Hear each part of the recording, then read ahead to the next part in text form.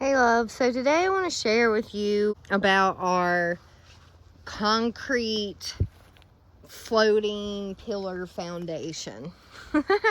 What mess we have here. And we're going to say it's working for now. It will be interesting to see like how this gets through the winter. It will be interesting to see how this stands the test of time for a year, 2 years, 5 years, 10 years, 30 years, So there'll be updates on this. Just sharing like what we decided to do. We are not experts, so if you're building all this yourself, do your own research too and check back in to even see if this stands, but we're pretty freaking confident in it. So one of the things that we did not want to have to do was dig a bunch of holes. We do not have heavy machinery. Our heavy machinery is 4 arms and 2 backs, and we just didn't feel like putting ourselves through that. We also wanted to try to use materials that we had on hand, so knowing that we were going to have to dig too, it just wasn't something that we wanted to do. But we didn't know, being on this hillside here, this incline, how that was going to work, because if we were somewhere flat, we didn't technically have to dig footers, right? So it took a lot of research, and Justin's family, his dad's a builder, my dad's a builder, other builders that we know, and everybody's like, you've got to dig 36-inch footers for your frost line and all this. And we're like, no. No, we don't want to. No, we're not going to. No, we don't have to. We don't have no clue what we're doing, but we're just firm in that decision. And one thing that helped us with that decision was, I'm a hardcore researcher. When I want to do something, when I want to create something, and someone tells me, no, you can't, that just sets me on a wild goose chase of figuring out how I can. And sometimes that comes back to bite me, and sometimes it doesn't. But I did a lot of research on what people did with floating foundations off grid, and what people did with their piers, if they weren't going to do like a big concrete slab, if they weren't going to make like a whole wall, and what that looked like in environments that were wet and clay soil. And so I found a lot popping up from those that are off grid in Nova Scotia and in Alaska, and areas that are wet, snow, freezing, and clay and rock, right? Like, we have this weird terrain. I mean, look at it. It's clay. The clay is easy to dig. It's the rock and all the roots that are the hard thing, that wear you out over time. So I started noticing this common practice within these people in these places.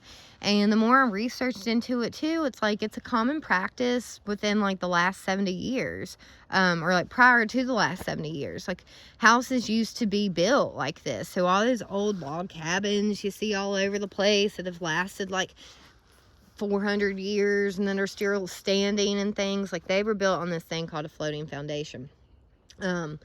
Now, the one thing is, we probably wouldn't be so questionable about it if it wasn't for this steep hillside over here.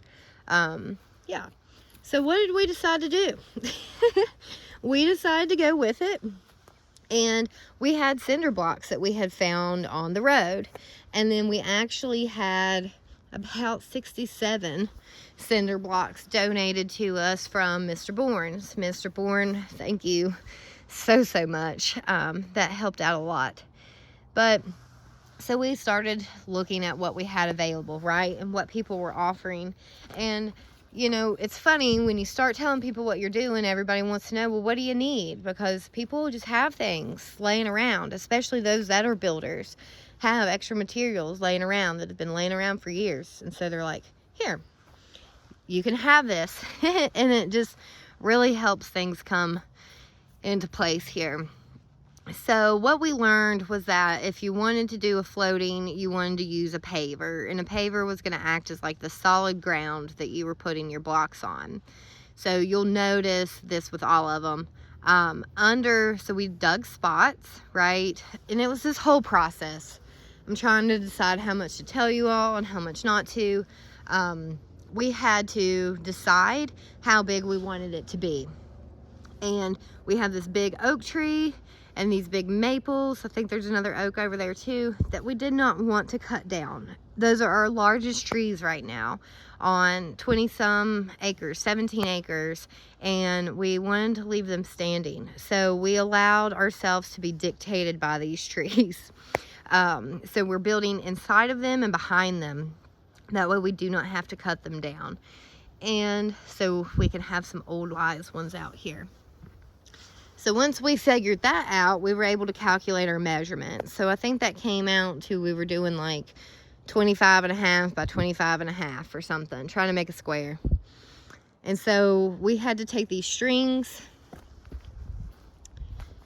You'll see these little like garden stakes that we also found on the road that were just trash, and used them, and we took string and we ran the string out 25.5 feet and made our first line.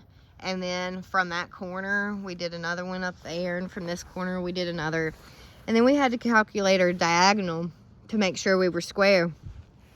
So we got to go back into geometry, and once we did that, we knew we had to have footers every so many feet, 8 feet, because the one thing Justin was hardcore set on was we were using railroad ties.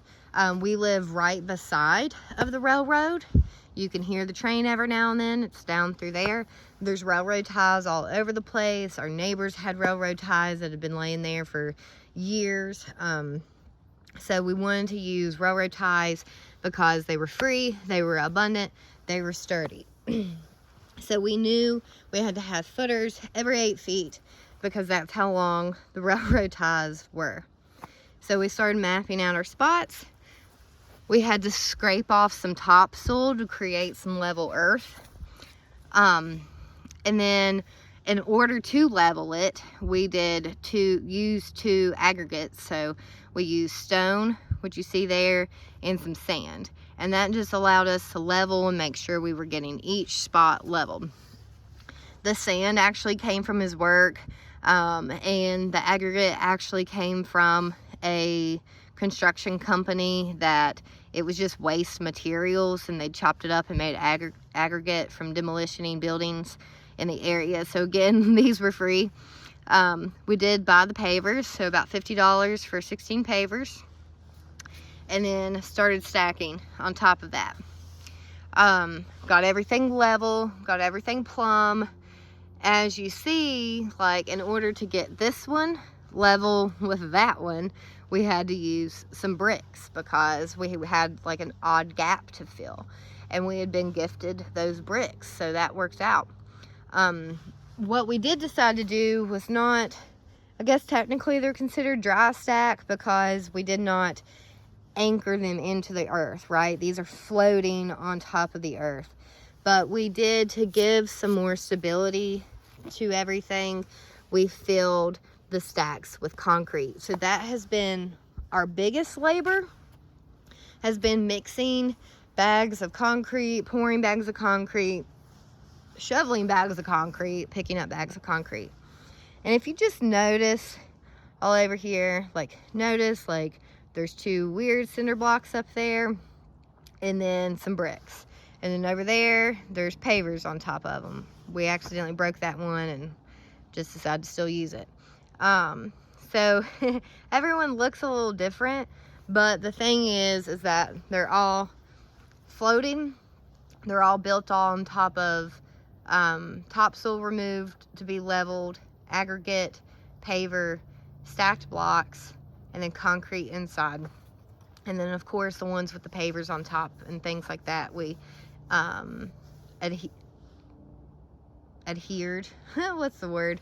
Like we secured it on top with concrete, mortar, and all that jazz. You'll notice that some of them were made with 8x8 blocks and some of them are made with 12x12 blocks. So some of them are double stacked and some of them are single stacked. And that's just because we were using what we have on hand. If we could have had it our way, we would have had all 8 inch cinder blocks and done all double stacks like that. But, you know, we were used what we were gifted and decided to be abundant in that and go for it. So right now, everything's standing. Like, everything's doing pretty well. We will backfill these holes just so that any rain that we get does not wash it out.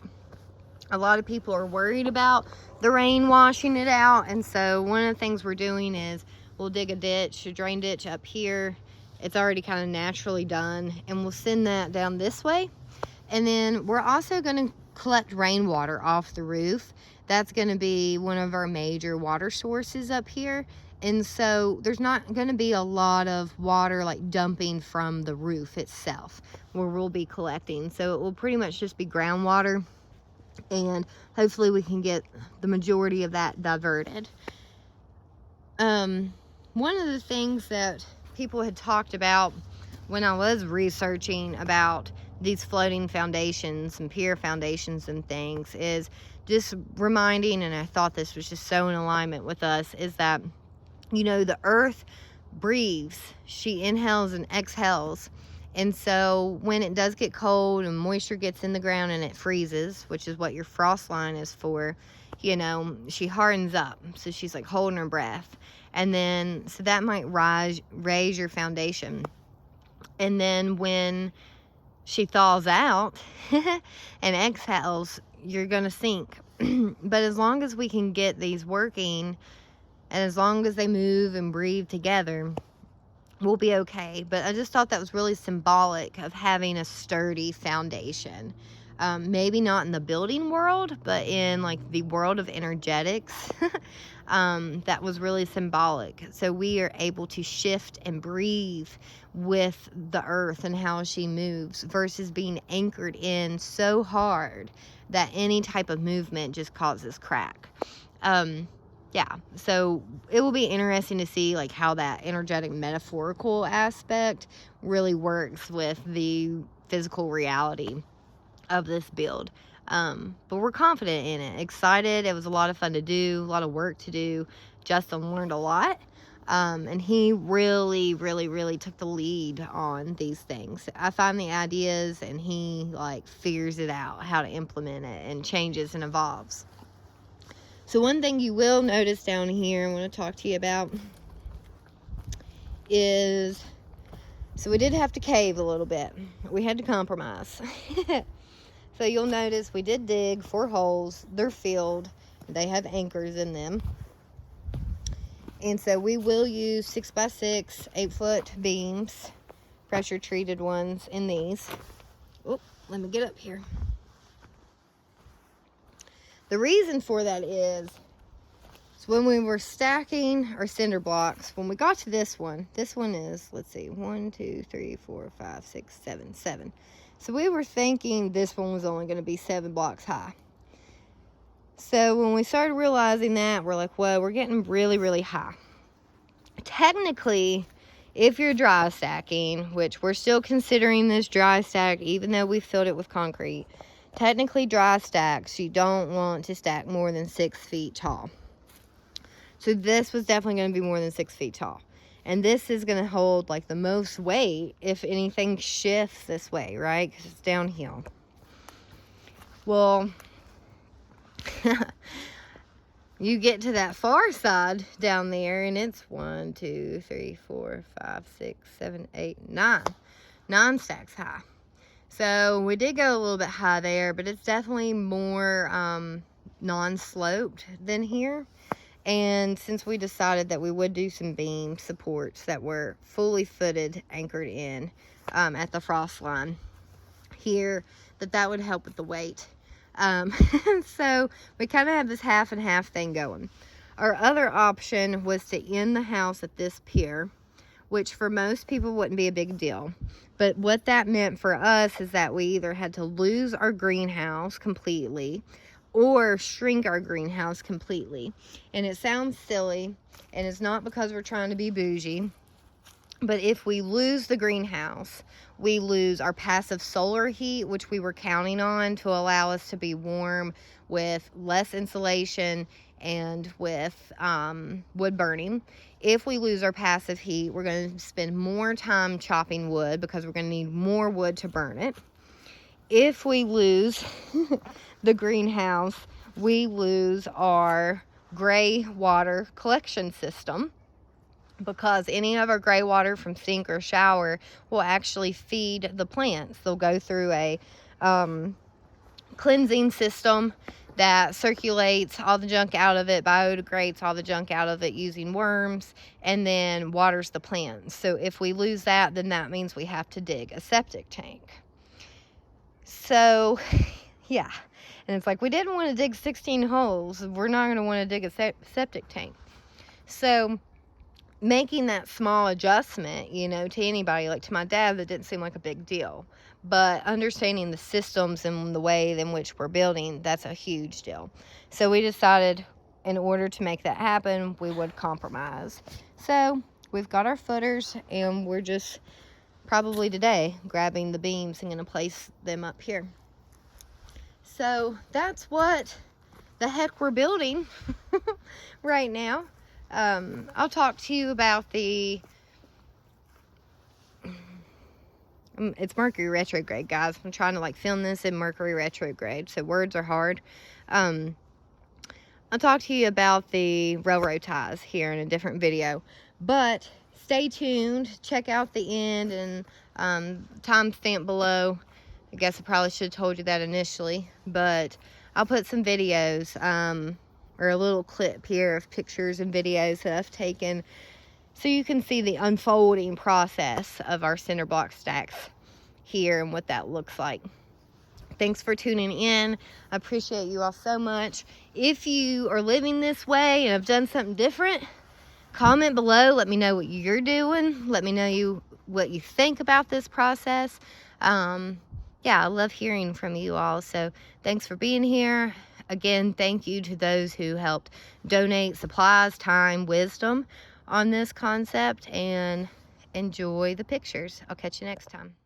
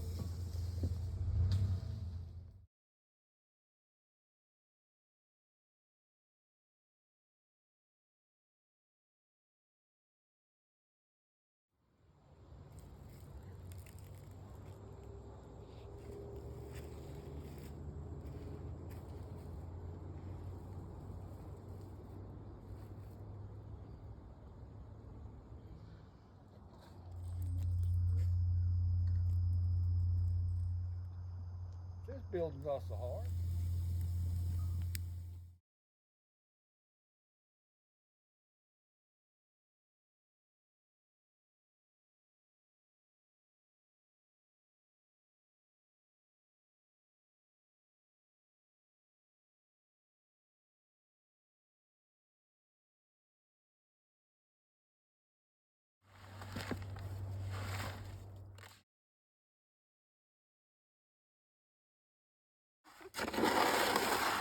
More concrete. Oh, shit.